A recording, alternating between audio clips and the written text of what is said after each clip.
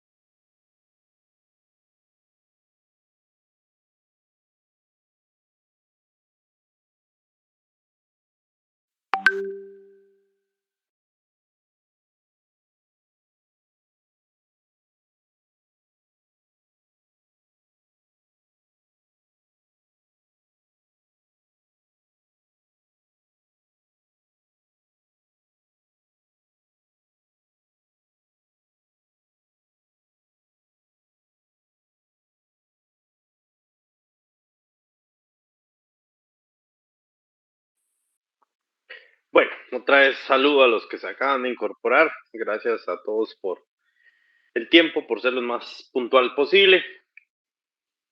Si se recordarán las semanas de clases que llevamos, pues hemos estado viendo la teoría general de las obligaciones y contratos mercantiles. Lo que tratamos de analizar durante este periodo de tiempo que llevamos de clase es determinar las obligaciones mercantiles, cómo nacen, cómo se perfeccionan, qué características especiales tienen. Obviamente que esté involucrado un comerciante, que tenga fin de lucro, que las obligaciones mercantiles se crean, se modifican de acuerdo también a lo estipulado en el Código de Comercio. Esas obligaciones que se adquieren por parte de los sujetos procesales, de los sujetos intervinientes, se ven perfeccionadas a través de los contratos mercantiles. Vimos que los contratos mercantiles pueden tener, depende de la perspectiva en la que lo estemos analizando, pues tienen varias características, su formalidad, de su plazo, si es oneroso, bilateral, si está regulado o no en la ley, si tiene una denominación o no tiene una denominación, y esto pues lo que nos va a permitir es ir armando los elementos para que posteriormente cuando analicemos cada contrato específicamente, pues cada uno tenga la capacidad de poder determinar, ok, en este contrato los sujetos son A y B. Ok, en este contrato el objeto es este y este. Ok, en este contrato yo lo tendría que hacer de esta y esta forma porque la ley así lo exige. También en este contrato tengo que poner esta condición, la tengo que pactar porque es indispensable para el tipo de contrato y obligación que se está realizando. Esa es la idea y así es el camino que pretendo que podamos marcar, el que entendamos bien las obligaciones mercantiles para luego entender los contratos mercantiles y luego ya poder analizar cada contrato mercantil en concreto. Como siguiente paso, luego de ver los sujetos procesales, objetos, consentimiento, cuándo es visión del consentimiento, cuáles son las características de los contratos, pues hoy entramos a otra fase. La forma, perfeccionamiento, interpretación y prueba del contrato mercantil. Y esto de tener el tipo de contratación en cuanto a su forma muy abierta o muy a criterio de los intervinientes, pues también presenta ciertas circunstancias en algún momento que pueden ser interesantes al momento de un litigio. Por eso es que la ley tiene determinadas formas para realizar ciertos contratos. Tenemos que saber cuándo se perfeccionó el contrato, porque si no se perfeccionó el contrato, si lo podemos hacer valer frente a un órgano jurisdiccional o ante un tribunal de arbitraje, también tenemos que saber quién interpreta los contratos. Puede ser que en algún momento nos toque a nosotros porque se da la posibilidad, puede ser que en algún momento alguno de aquí vaya a ser juez, magistrado o miembro de un tribunal de arbitraje, y entonces cómo se interpretan este tipo de contratos. Entonces, importante, para recapitular, hay contrato cuando dos o más personas convienen en crear, modificar o extinguir una obligación. Clave entonces para que nosotros podamos hacer un contrato, que haya una obligación. La representación mercantil, importante porque esa es la forma en que podrán comparecer los sujetos procesales, es la que se ejerce una persona manifestándose representante de otra sin necesidad de ostentar mandato, también denominada representación aparente. Los contratos formales e informales. Prueba de los contratos mercantiles. Los contratos formales son aquellos que requieren cumplimiento de determinada formalidad legal para su validez. La forma puede ser escrita, escritura pública, autenticada o incluso notarial, dependiendo del tipo de contrato y de la legislación aplicable. O incluso puede ser que en algún momento la ley no establezca cómo se realiza y podamos hacer un contrato de forma verbal. Contratos informales son válidos aunque no estén sometidos a una forma específica. Se perfeccionan por el simple consentimiento de las partes en tanto exista capacidad, objeto lícito y una causa.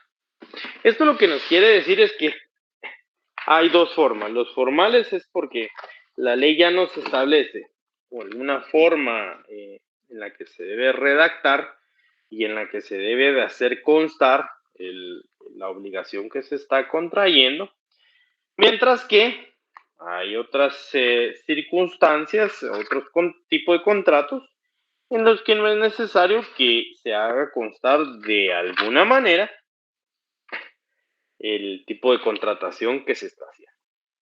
Esto nos refiere a una circunstancia en particular. Y para ello les voy a hacer la siguiente pregunta. Obviamente tengo aquí la pregunta, entonces por eso les dejo de compartir, pero eventualmente les voy a compartir la presentación. Hay un caso y se los voy a pegar aquí en los comentarios para que todos la puedan leer, aunque de igual forma yo le daré lectura.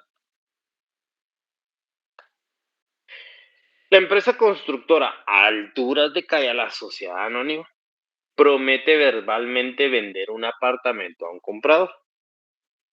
Este futuro comprador entrega en anticipo 100,000 quetzales. No hay contrato firmado ni escritura pública y a los 3 meses la empresa vende el mismo inmueble a otro comprador. Ahora quiero que me ayuden a analizar.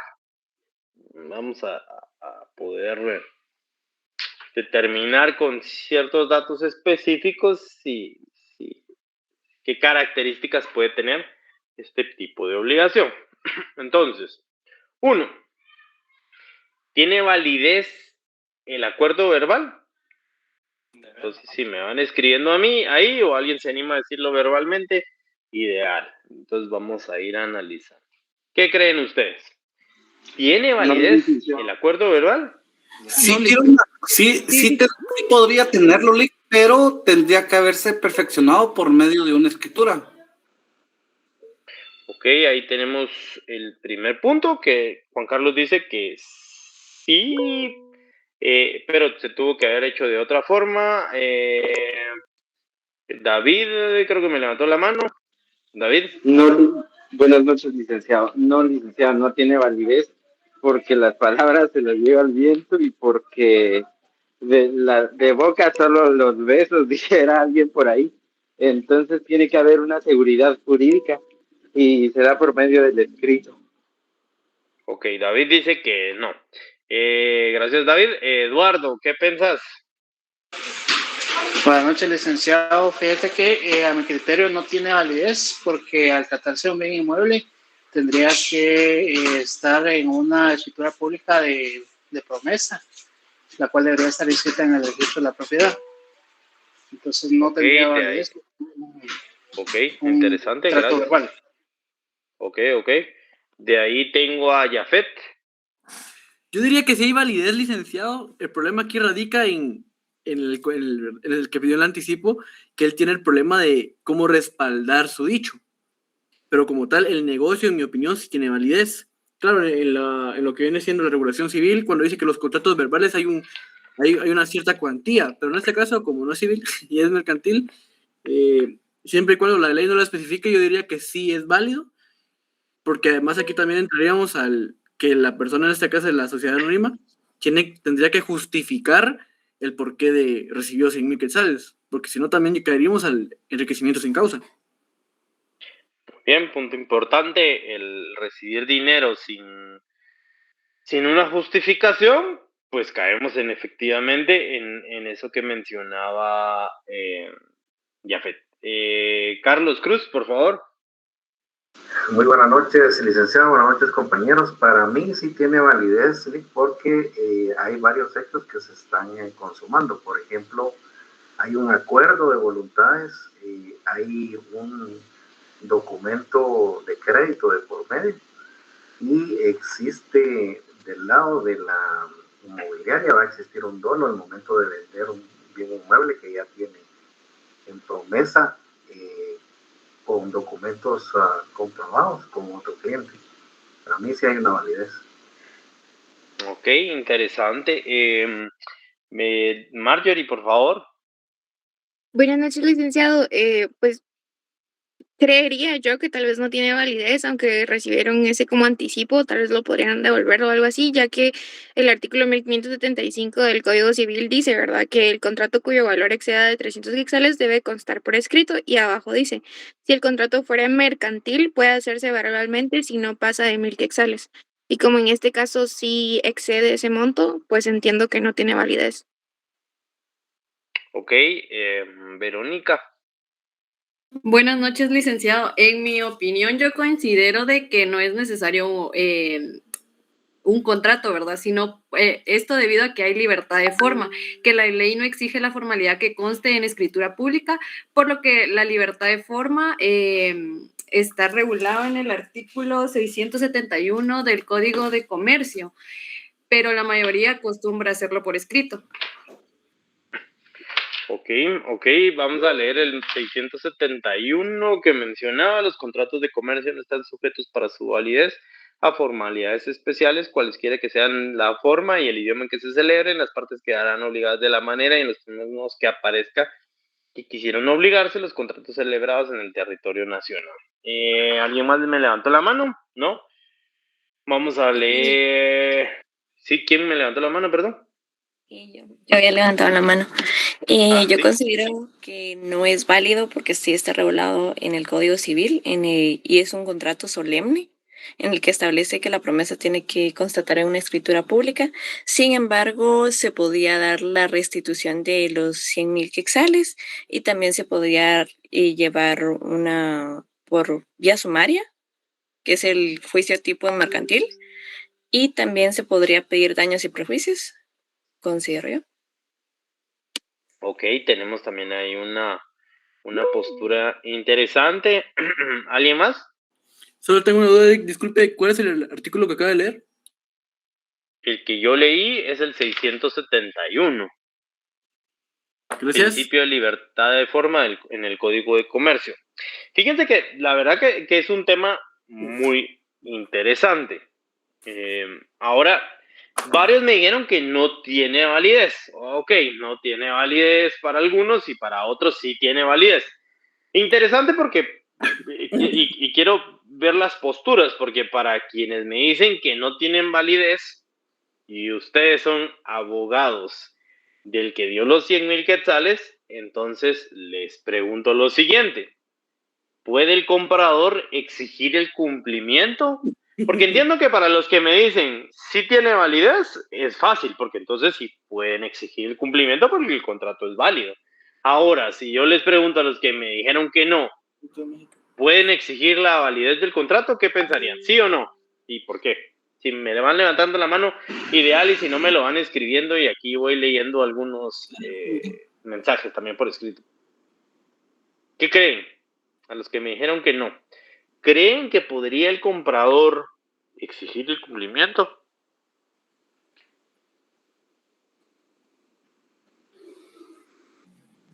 ¿Jafet? Sí podría, Lick, pero por la suma de dinero dada, ya que al final podría iniciarse también como decían los compañeros, un juicio sumario. Es mi postura, no sé si me equivoco. Pero lo que podría, vamos a ver, podría entonces, según entendí, Juan Carlos, pedir el reintegro del dinero, más no exigir el cumplimiento de la venta. Sí podría, ¿entendí? yo entiendo que podría solicitar la devolución del dinero más daños y perjuicios. Ok. Jafet. Primero, Lick, hay que ver si es posible o no ya todavía el cumplimiento, porque si siempre el inmueble fue dado. Habría que ver si se logra determinar que sí le asistía el derecho, bueno, tal vez una acción revocatoria entre ese traslado de la propiedad y el inmueble. Ahora bien, si no fuera posible por alguna razón, para establecerlo, tal vez como ya no es posible el cumplimiento de obligación, sí se puede, eso sí, reclamar primero los 100,000 quetzales y los daños y perjuicios que le genera. Ok, aquí alguien puso acción de devolución, reclamar los 100,000 entregados, indemnización por daños, solicitar compensación por incumplimiento de promesa, responsabilidad civil, empresa podría ser condenada por incumplimiento contractual y enriquecimiento sin causa. Ok, entonces, a pesar de que el contrato no tiene validez, ¿ustedes creen que podría exigir el cumplimiento? Pero no... ¿Sí, Eduardo?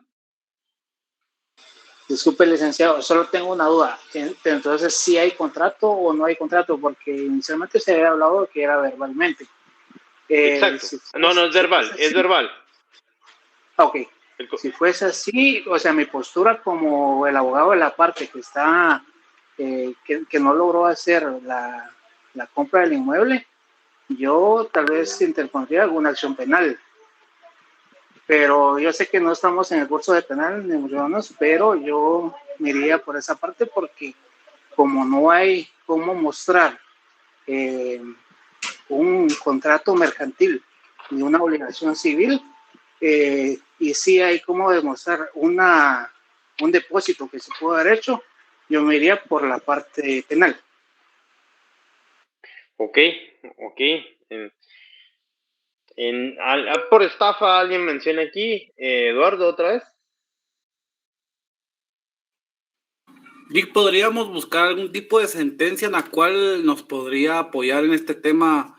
En mi caso sería ese, pues, buscar algún tipo de sentencia de jurisprudencia para ver si existe algún tipo de situación similar y compararla con el caso, ¿verdad?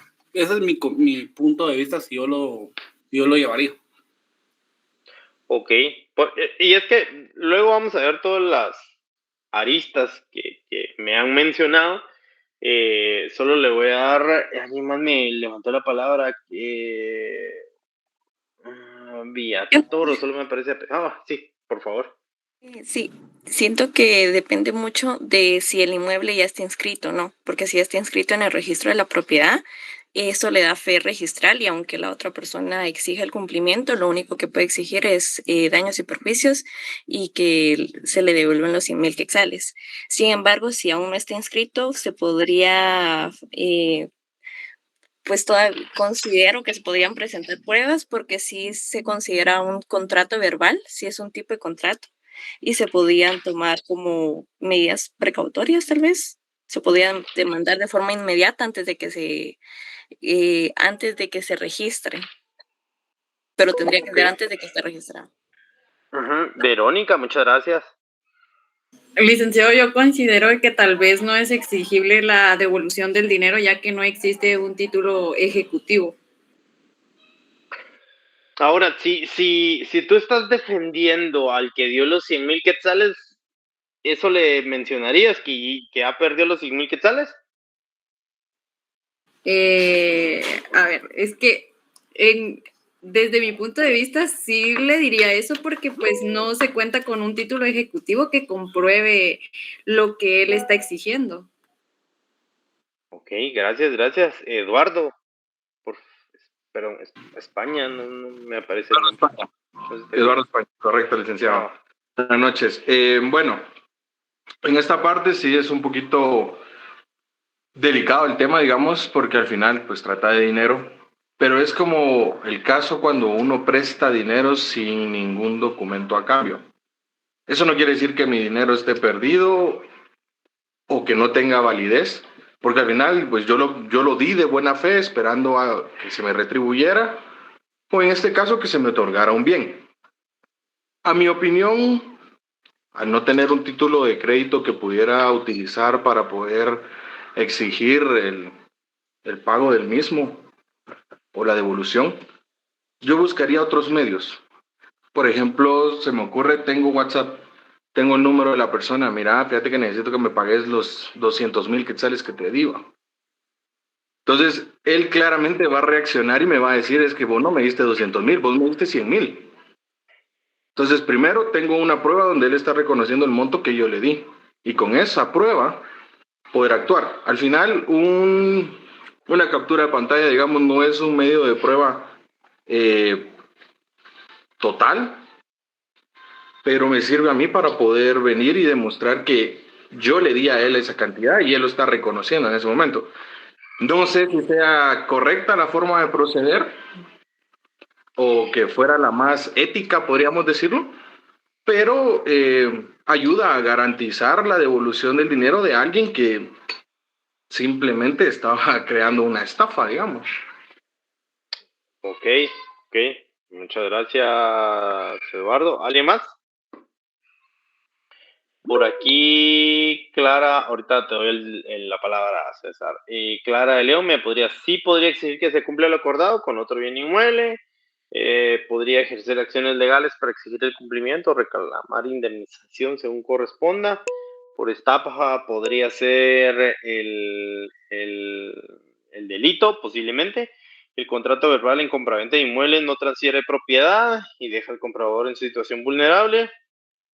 La escritura pública es indispensable para que el negocio jurídico sea válido y eficaz frente a terceros.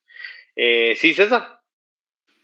Diría yo que aquí sería nulidad absoluta del contrato porque no fue solemne. Ok, entonces tenemos una postura de que el contrato de promesa de compraventa es solemne, digamos. ¿Entendí bien, César? Sí, porque no cumple, porque los contratos de compra-venta tienen que ir en escritura pública. Entonces, para mí se llama nulidad absoluta, pero aunque en el derecho mercantil también está la verdad sabida y buena fe guardada, ¿verdad, Lick? Entonces ahí hay una controversia también. Ok, en lo que le doy la palabra a los demás, César, ¿me puedes buscar el fundamento legal de la solemnidad de las compraventas, por favor? Y ya cuando lo tengas listo, me levantas la mano otra vez, por favor. Juan Carlos. Lick, bueno, yo lo que haría para probarlo, primero buscaría, asesorando a mi cliente, si tiene algún tipo de conversaciones en WhatsApp, como usted decía, si hay algún testigo en la llamada, o ya sea que había sido personalmente, para justificar el hecho de que sí había un acuerdo de voluntades, porque al final era un acuerdo de voluntades, más no se llevó a cabo solemnemente. En este caso, pues en una compraventa con la finalidad de que el señor pudiera adquirir el bien inmueble, ¿verdad? Entonces considero yo que eso sería una parte de mi estrategia, buscar ahí sí que personas que hayan estado presentes como testigos, ¿verdad? Ok, esto es para comprobar, digamos, que en algún momento sí se dio el contrato. Sí, porque estaba intentando buscar si hay jurisprudencia sobre el tema y en Guatemala dice que actualmente no hay un caso similar. Ok, gracias Juan Carlos. Jafet. En este caso, o sea, para mí el dinero no está perdido. Partiendo del enriquecimiento sin causa, porque cuando hay un depósito, bueno, siempre y cuando haya un depósito, no se haya hecho el contado, ¿verdad? Sin dejar alguna constancia de la entrega de los 100,000 quetzales, si no tendré que buscar otros medios, pero estos 100,000 quetzales tienen que explicar, o sea, el por qué se le dio 100,000 quetzales, o sea, no pueden quedar esos 100,000 quetzales, no pueden quedar en el área, ok, se le depositaron 100,000 quetzales, y ya, no, ellos tienen que explicar la razón, la causa, el origen de estos 100,000 quetzales. Ahora bien, esto es una pregunta porque tal vez usted me pueda contestar.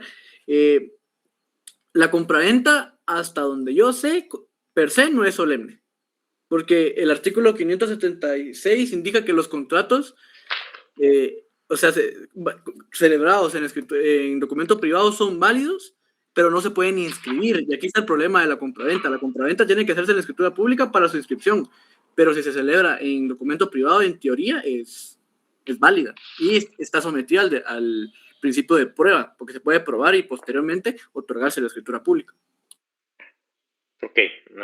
Estoy recabando las posturas y lo que me mencionan para luego les voy a platicar lo que yo estimo. Verónica. Licenciado, yo estaba analizando nuevamente pues lo que usted me preguntó, ¿verdad? Y tal vez acá entraría el artículo 693, la falta de pago. El 693, cuando se ha estipulado que la obligación ha de ser pagada por tracto sucesivo, salvo pacto en contrario, la falta de un pago dará por vencida y hará exigible toda obligación. Como obviamente el ejemplo que yo les di no tiene ciertos datos, porque solo tenemos que dio el anticipo. Alma, por ejemplo, dice: vender a dos personas distintas sin escritura pública constituye incumplimiento y delito de estafa por doble venta. El primer comprador puede exigir judicialmente la devolución del anticipo por daños y perjuicios, nulidad de la venta posterior si logra comprobar la entrega del dinero. Ok. Y Verónica, pues no tenemos si había una obligación, digamos, de dar amortizaciones. Pues el ejemplo solo dice que dio los 100,000 quetzales en anticipo. Entonces no podríamos entrar, digamos, a analizar la falta de pago porque entendemos que sí pagó los 100,000 quetzales. Ahora, para luego entrar en lo que les refiero, aquí dice Pablo Turcio: solicitar una prueba anticipada. Por último, ¿qué valor tiene el pago del anticipo sin ningún documento? ¿Qué valor cree que tiene? ¿Se le tomará en cuenta como anticipo o no se le tomará en cuenta como anticipo? ¿Se le tomará en cuenta como pago parcial? ¿O sencillamente es un dinero que recibió pero que no tiene cómo comprobarse? Solo que tuviera testigos, dice Johanna. ¿Qué creen ustedes? ¿Qué valor tiene el dinero que se entregó? Porque por ahí Eduardo decía: ok, yo le mandaría WhatsApps, ¿sí? Y que yo le di 200,000 quetzales y me dicen solo 100. Pero, ¿qué valor le darían a ustedes a ese dinero? Sí, Johanna. O Johanna, perdón, no sé cómo. Sí, yo soy Johanna, está bien. Para mí, como el compañero estaba hablando del testigo, que fuera solo de palabra, pero que hubieran más personas para testificar y poder devolver el dinero que prácticamente se fue en ese contrato. Aunque ese contrato no es válido, porque según lo que yo sé, el notario tiene que tener eso legalmente, según los instrumentos que uno use. Entonces, Johanna refiere que el contrato no es válido y que entonces ante la invalidez del contrato entraríamos en otra figura posiblemente para poder tener la devolución del dinero. Es así, ¿verdad, Johanna? Sí, sí, así sería. Aquí Clara dice: serían como las arras, pero sin documento de respaldo, se dificulta la devolución. Edna Peralta dice: el anticipo de 100,000 tiene un valor como prueba del acuerdo y como obligación económica para la empresa, pero por sí solo no perfecciona la compraventa ni transmite el dominio del inmueble. Si la empresa incumple, el comprador puede reclamar judicialmente la devolución de un anticipo. Sí, Johanna. Pero la prueba, sería si hubiera un tercero, pero si solo es dentro de un notario o un abogado, pues eso está inválido. Ok. César, ¿encontraste que la compraventa es solemne? Sí, yo diría desde el 1574 el Código Civil. Si nos lo lees, por favor. Vamos a ver. Toda persona puede contratar y obligarse por escritura pública, por documento privado o por acta levantada ante el alcalde del lugar, por correspondencia o verbalmente. En el 1575, el contrato cuyo valor exceda de 300 quetzales debe constar por escrito. Si el contrato fuera mercantil, puede hacerse verbalmente si no pasa de 1,000 quetzales. El artículo 1576, los contratos que tengan que inscribirse o anotarse en los registros, cualquiera que sea su valor, deberán constar en escritura pública. ¿Sí? Ok. No, ahí está bien, está bien. Perdón, creo que es Esther Gramajo la que me levantó la mano, por favor. Sí, buenas noches, licenciado. Yo considero que depende de si soy abogada de la parte que está perjudicada o si soy la abogada de la otra contraparte, donde se hizo el contrato de forma verbal. O sea, dependiendo de qué lado esté como asesora, como abogada, así podría yo diligenciar el resolver en favor de mi cliente. Si, por ejemplo, fuera yo la abogada que ve o que estoy a favor de mi cliente, que él desembolsó 100,000 quetzales, que es una cantidad onerosa, no son ni 10, ni 5, ni 15 quetzales, estamos hablando de 100,000 quetzales, entonces buscaría un medio probatorio. En primer lugar, en Guatemala, pues sí existen los contratos verbales, ¿verdad? Entonces yo le diría a mi cliente, bueno, nos iríamos por esa vía, buscando decirte que el contrato se hizo de manera verbal.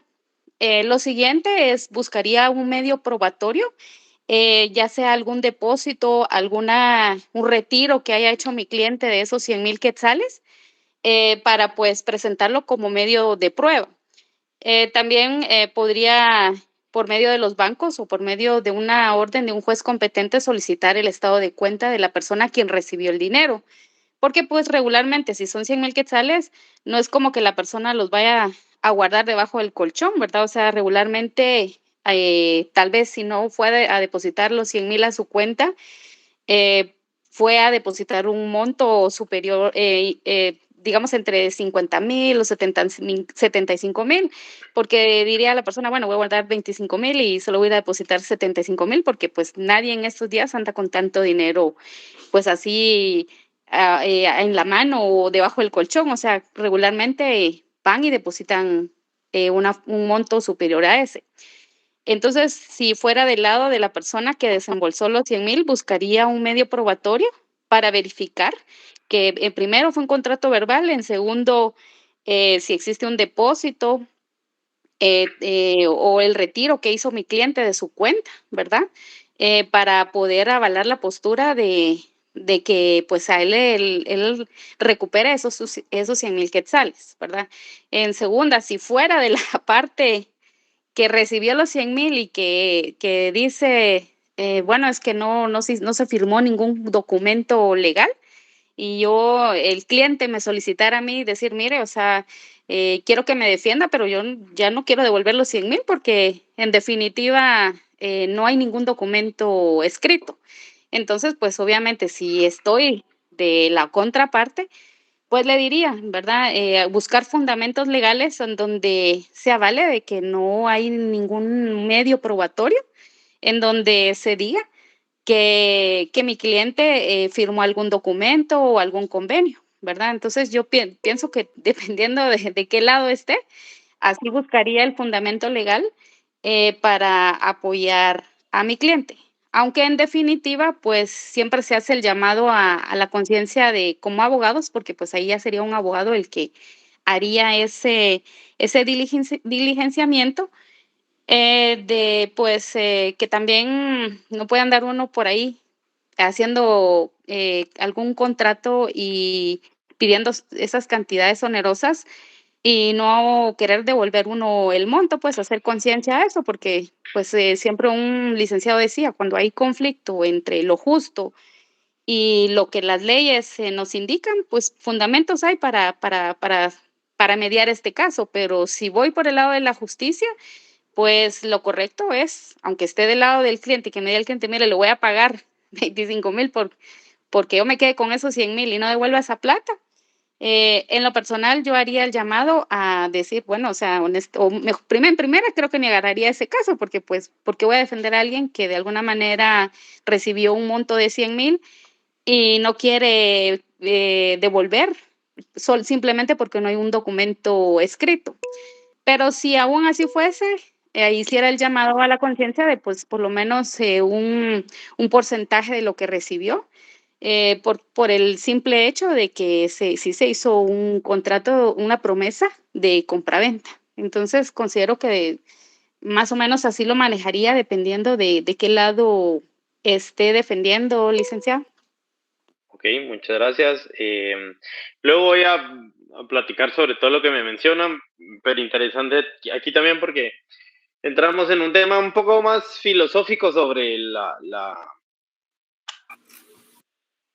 conciencia, digamos, en la defensa de una persona que quizás no actuó de la mejor manera.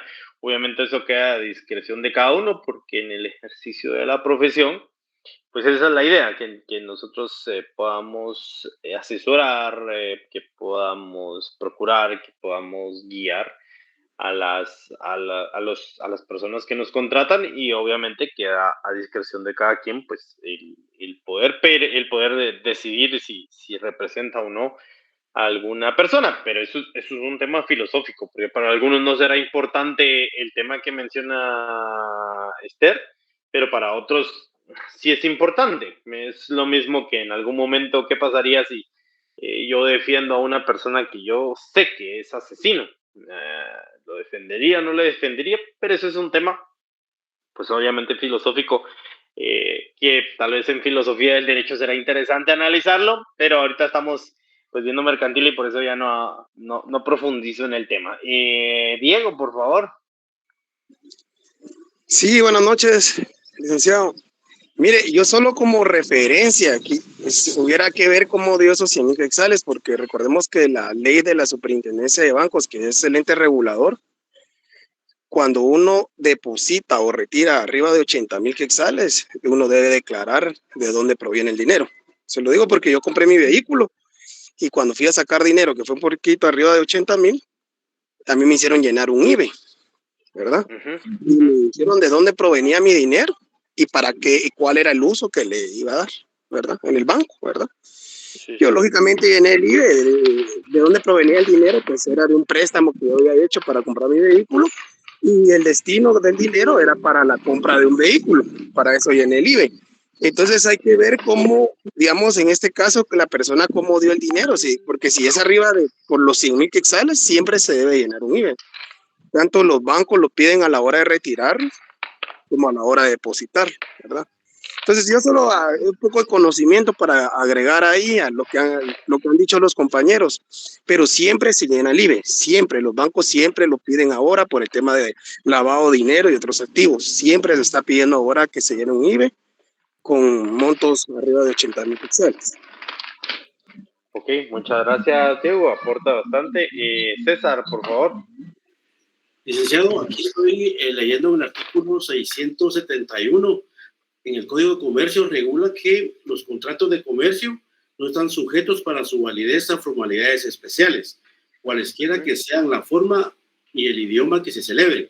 Pero en el segundo párrafo de ese mismo artículo dice: se exceptúan de esta disposición los contratos que de acuerdo con la ley requieran formas o solemnidades especiales.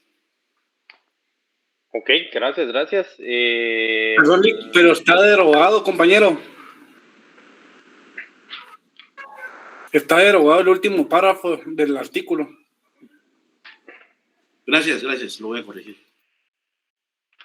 Nínive, creo que es la siguiente.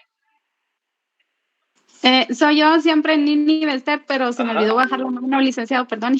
Ok. Entonces, a mí me tocaba.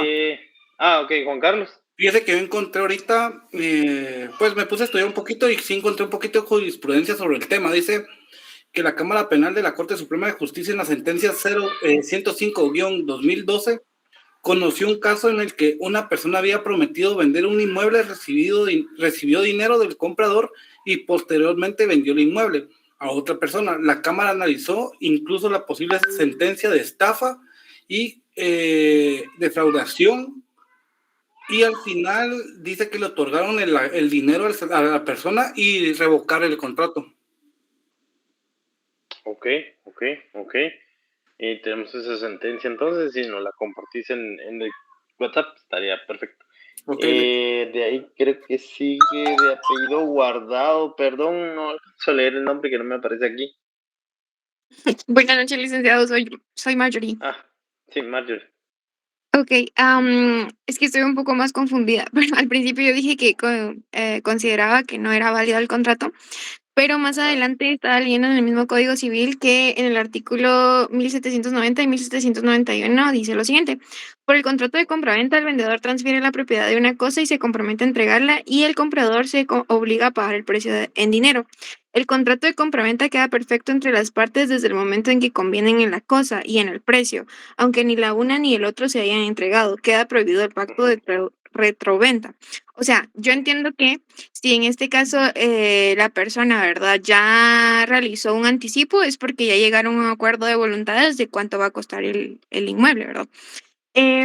Pero donde me causa conflicto es porque más adelante en el artículo 1807 y el artículo 1808 dice lo siguiente: si una misma cosa el mueble, perdón, se hubiera vendido a diferentes personas, prevalecerá la venta hecha al que de buena fe se halla en posesión de la cosa, y si ninguno tuviera la posesión, prevalecerá la venta primera en fecha.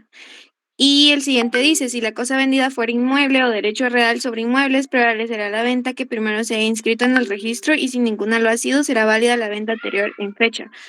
O sea, aquí entendería yo que tal vez nos falta un poco de detalles, ¿verdad? Pero si ya se vendió ese inmueble y esta nueva persona ya tiene como que posesión de ella, entiendo yo que la nueva persona es quien va a ser, quien se le considere como ese contrato válido. Ahora, si ninguno de los dos tiene posesión y ninguno de los dos contratos, aunque el primero fue verbal, o por decirlo así, y el otro fue tal vez escrito o algo así, pero si ya está inscrito el segundo, el primero ya no tiene ningún tipo de peso, entendería yo.